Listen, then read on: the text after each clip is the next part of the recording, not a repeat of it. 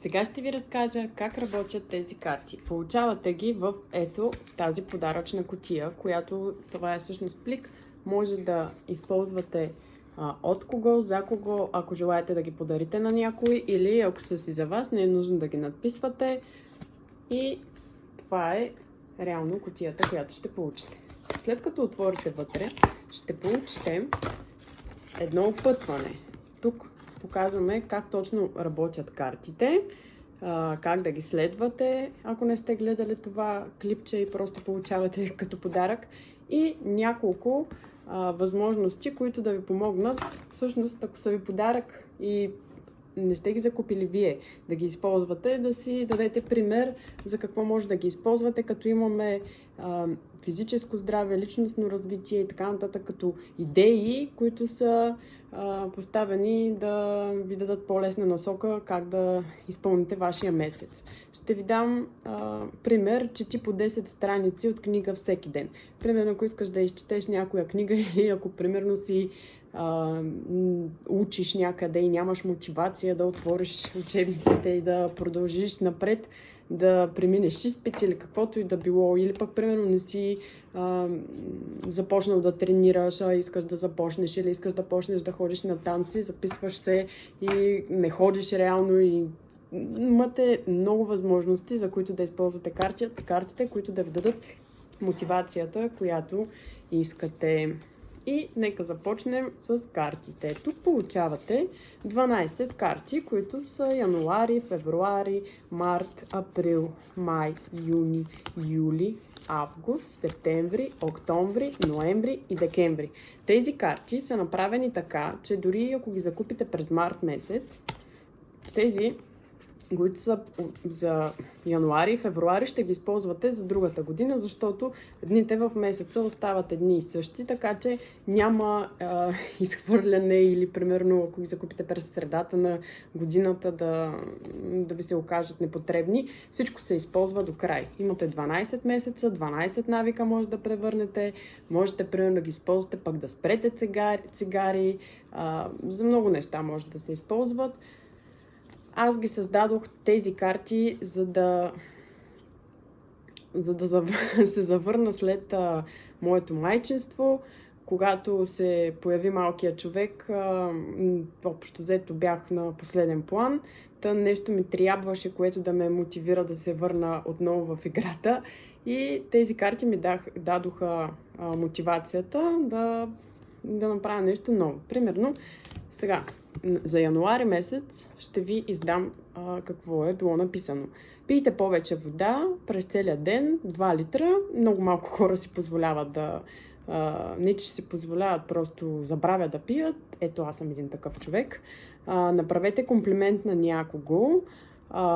Когато вие изпълните това, си го отбелязвате с маркера и драскате отзад, че сте си го изпълнили. Гледате за рамките на целия месец, нали, да си го изпълните.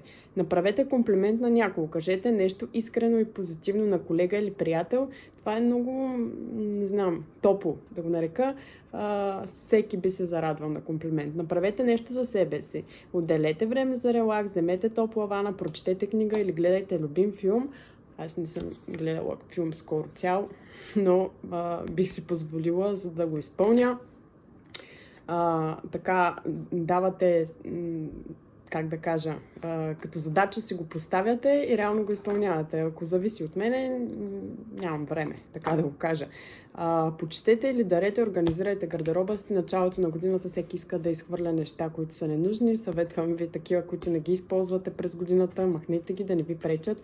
Това е много готино. Напишете писмо за бъдещето си. Аз много е хубаво да си правите wish листове, така че който не знае какво е wishlist, началото на годината, пишете целите, които искате да постигнете на края на годината, скривате си го това някъде и другата година си го отваряте. Повярвайте ми, 80% от нещата ще бъдат изпълнени, просто Вселената си знае, просто трябва да го поискаме. И започваме ето тук. Това е примерно за януари месец. Това място тук е отредено да си напишете какво точно вие ще правите. Например, сутрешна гимнастика или пък Не знам, хайде сега, като не знам, ще си отворя ето тук, помагалото, така да го наречем. Да не си лягам по-късно от 22 часа, или пък да ставаш всеки ден в 7 часа. Така. Подреди по едно чекмедже или шкаф. Това е много готино. Всеки има 100 чекмеджета от тях. Да речем, всеки ден се залагаш за цел по едно да си оправиш. Било то чекмедже или какво и да било. Аз ще го напиша като разчистване. Всеки отлага оправянето на чекмеджетата, повярвайте ми. Ето, пиша си разчистване. И сега, примерно, първия ден на 1 януари, ако това нещо е изпълнено, се прави ето така. Този маркер ви го даваме ние. Обаче ви даваме и този, който е тъмния. И ако не го изпълните на края на деня, правите ето така. И малко грозно става, нали? Ако всичките са червени, е много готино. По принцип, тези карти са направени за хора, които искат да изградят нови навици. Или пък, примерно, ако нямат време, да си намерят време, както с почистването да го направят това нещо.